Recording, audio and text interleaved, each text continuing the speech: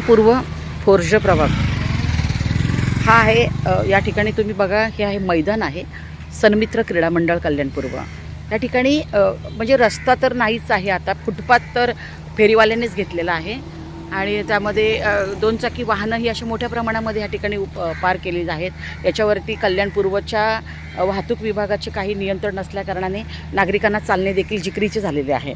या ठिकाणी एखाद्या अप्रिय घटना घडली तर नागरिकांनी पळायचं कसं, म्हणजे फायर ब्रिगेड नाही किंवा रुग्णवाहिका येत नाही।